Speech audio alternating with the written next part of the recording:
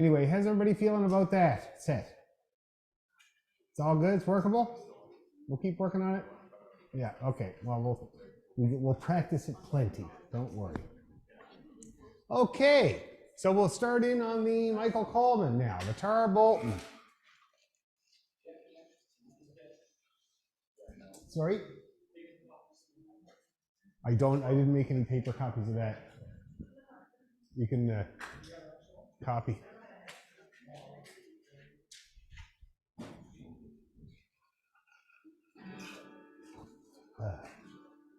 All right. Now, he managed to find really good versions on session.org, surprisingly enough. Yeah, and they're actually good versions for once.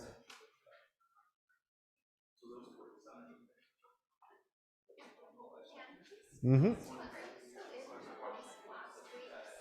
I did post it.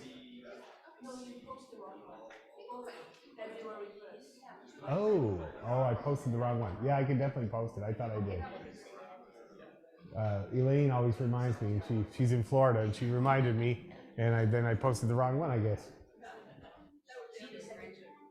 What's that? I know. So the order of operation for this set is the Tara Bolton, followed by the Longford Collector, followed by the Sailor's Bonnet. And that's what Michael Coleman recorded back in 1916, and it's still a hit. And if you play the tunes separately over in Sligo, you get dirty looks from old people. You have to always play those together, the same as The Morning Dew and Woman of the House have to be played together because of Michael Coleman. Also, well, there's a few of them.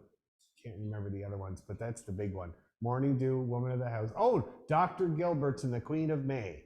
You have to play those together, and they're beautiful together. There's a reason, you know.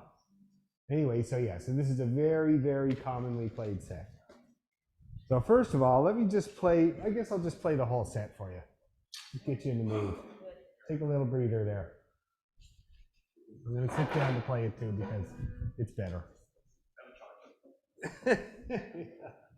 Yeah. I always find it remarkable that Michael Coleman made these records for drinking money because he was a desperate alcoholic. And he didn't get a buyout, or he did get a buyout, so he didn't get the rights to the recordings or anything like that. He just took the money. And the piano player that was on the recording was the first piano player on the list of union piano players that they had in New York at the time. This would have been in New York City at the little studio. And this woman, had no idea what to do with Irish music, absolutely no idea. So when you hear the recordings now, like, you know, people say, ignore the piano. Sometimes it makes no sense with what he's doing. But again, because he was an alcoholic and he was getting paid, he didn't care, whatever. And in a way, that's better because and I think that's why people loved it so much, because it was absolutely authentic. Michael Coleman sitting there, didn't care what else was going on, just putting out these tunes. Anyway, so this is an example. This is one of the sets. Probably the most famous one.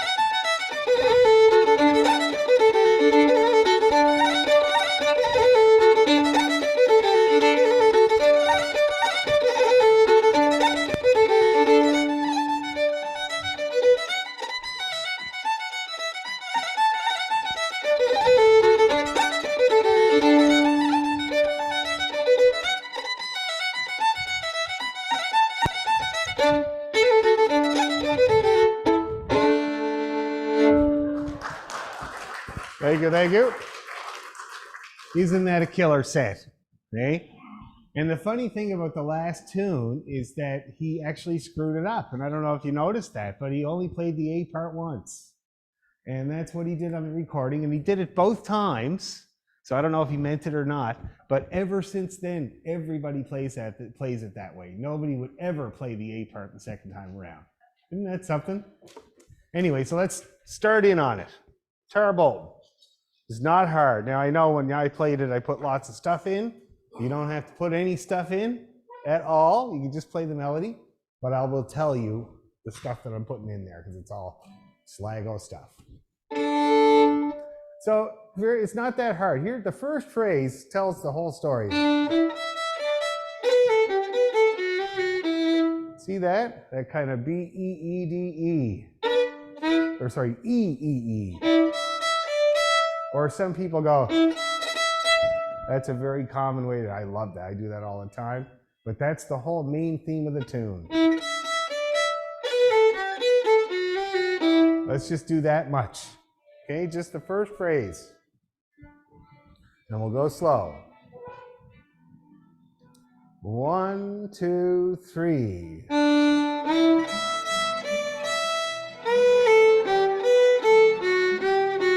Let's do it again. Do it again. 1, 2, 3.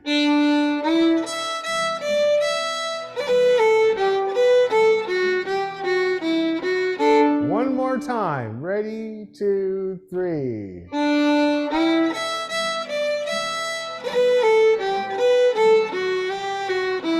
Now we got the same exact deal, except it's D to D.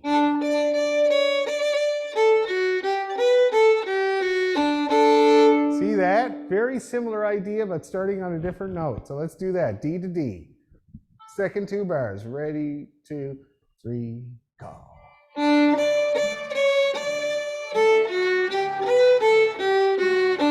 Let's do that again. Ready, 2, 3, go.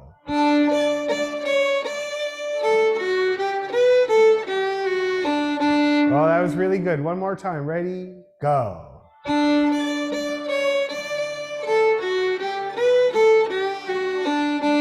Okay, now we got the first phrase again, but it changes. So it's like expanded.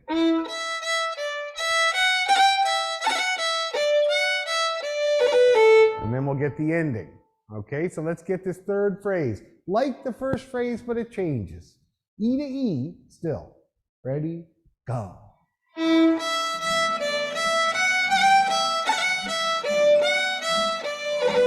Let's do it again. Ready, go.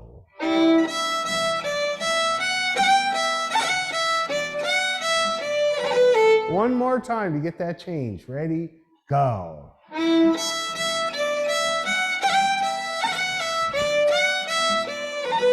Now, this ending, we've run into this idea before.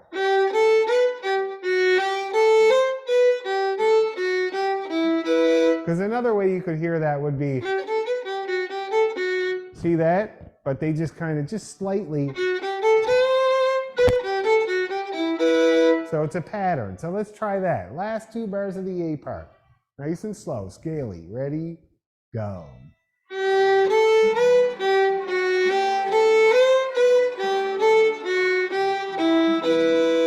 Do it again. Ready, go.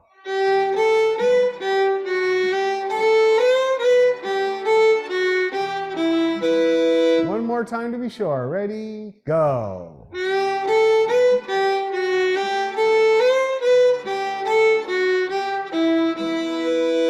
Everybody getting that? Now, C naturals in Sligo are never all the way up in tune. You just don't do it. You play it slightly shy, okay? And you can do that or not. It's up to you. Me and Brian do it. He always plays a little bit shy and I'm in tune. And we love that crunch, but you know, leave it up to you. And also G natural is another note in Sligo that they don't quite get all the way up there. Just almost. If you're looking for that sound at home, that's how you're going to get it. Now, shall we string her all together? Let's do it. Nice and slow. 1, 2, 3.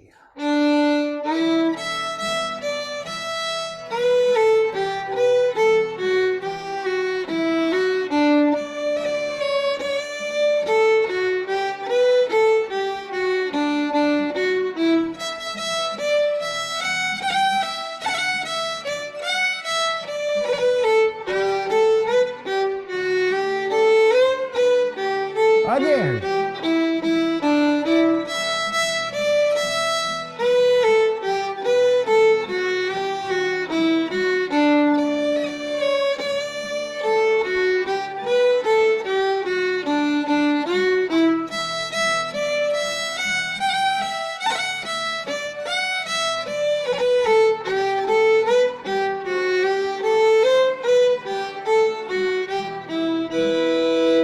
Okay, how are we doing? It sounds good. Anybody having any problems? Playable. Oh, it's very playable. Yeah. Good, good. And how's that chord chart working out? It's fine, eh? Now, this is a new resource that I never saw before on the internet, and I can't remember what the name of it is, but I'll let you know. But it's guitar chords for Celtic tunes. And all of the tunes were on there, first glance. So it might be the chord, just the chords. So it might be a good resource going forward. I'd never seen it before too. It's something like that, but I'll find the link, and it's still up on my computer, so I'll send you the link, because I've never seen it. It must be new. Wouldn't that be great, though, to be able to plug the name of a tune in and get the chords?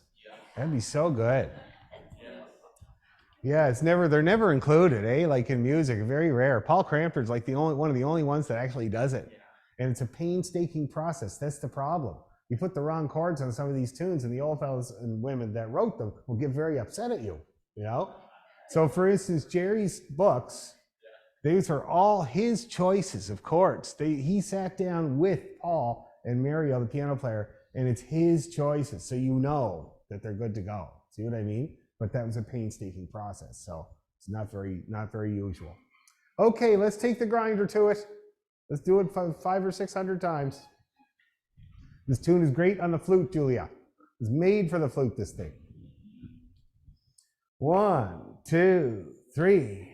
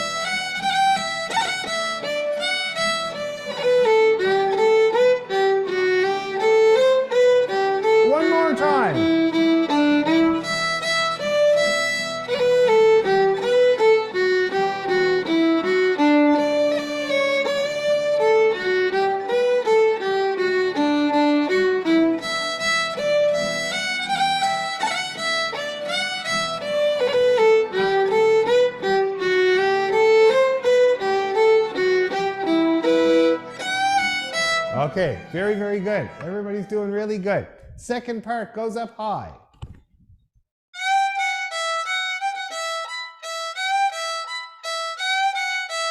And then we got this part here, kind of not like we've ever played that lick before, eh?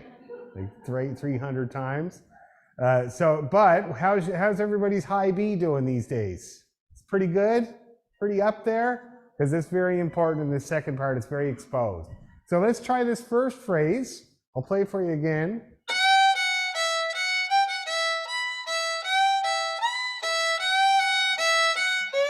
Let's all do that together. Keeping you up, Earl? Irish music, very boring. Ready, go.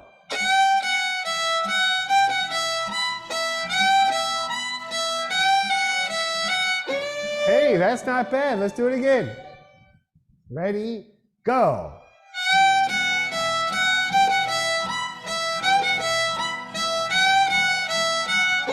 One more time to strengthen the high stuff. Ready, go.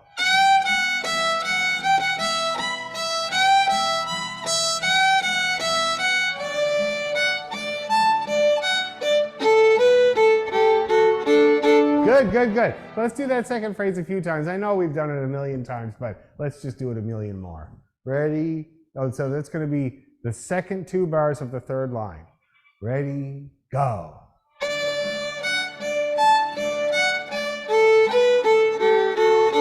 One more. Ready, go.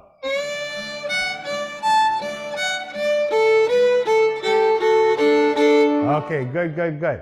So then the next bit, we got these triplets or cuts. And then another E to E. So it's kind of a tricky lick. Let's do it together. This is the first 2 bars of the last line. Yeah, nice one, Bill. Ready, 2, 3, go.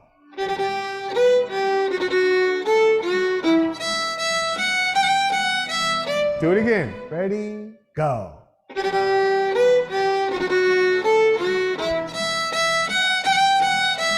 Okay, now let's keep going. So the last 2 bars are really easy. And you can see it has something in common with the ending of the first part, just not all together, okay? So the last 2 bars, long beat. Ready, go.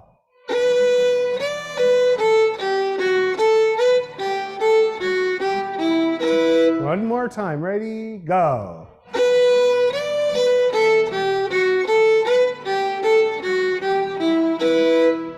Pretty easy, eh?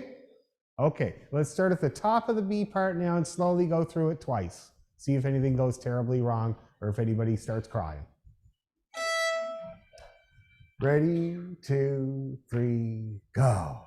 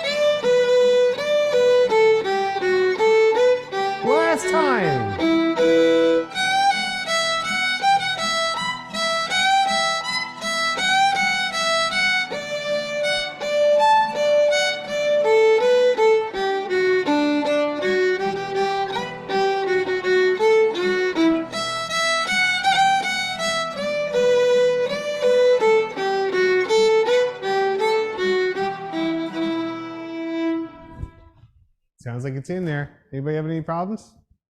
No. Check with the Zoomers. Hey, Zoomers, everybody good? Having any problems? Questions? No? I'm getting nothing but thumbs. That's great. Okay, so let's try her from the very top. Roll it out if you need to. I kind of need to. And we'll start from the very top. My boy went to a hockey game today. His first one, I think. I hate hockey. I don't know why anybody likes it. My father was a hockey fanatic. All he ever did was watch hockey. He went to we had the Cape Breton Oilers back then, which was the farm team of the Edmonton Oilers. And everybody, I guess it was the American Hockey League. And Dad had season tickets right on the center ice over the rail, right at the rail. And the reason he had those tickets was because he screamed at his own players when he didn't think they were working hard enough. Go back to your mama. Pick up your arse. Hit him with your purse. Stuff like that. and at the refs too, you know. And he actually got hate mail from one of the players once, and it was a fax at the office that came in that said, "Would you ever shut your mouth, you old bastard?" Which I thought was just great. But my favorite story about it was he used to drag me to the games, and I hated it, but I went anyway because I got a Coke. And that's why Jerome went to the game today, this morning. I said, "Do you like hockey?" He said, "No, but there's going to be a Coke." I was like, "Yeah." So, and of course, there's an opportunity to talk to girls, which I never did. But one time, I was sitting next to him, and he's screaming at the players and like freaking out over the rail, and his teeth fall out down onto the where everybody walks around, right? And he nudges me and he goes, "Get my teeth," you know? So I run down there and I get the nasty teeth off the floor and I give them to him, and he goes, "Don't tell anybody about this." And I'm like, "Yeah, right." Okay, here we go, from the top. I told the boy what to yell at his own players. He said, "I'm not doing that, Dad." And I told him what to yell at the refs. I said, you know, you tell them like, "Where's your glasses?" or "Where's your cane?" Stuff like that. And I said, "Did you yell at the ref?" And he said, "No, but I spoke to him." And I said, "What'd you say?" And he said, "That was obviously a penalty." Okay, here we go, from the top. Prepare yourself. Ready, 2, 3.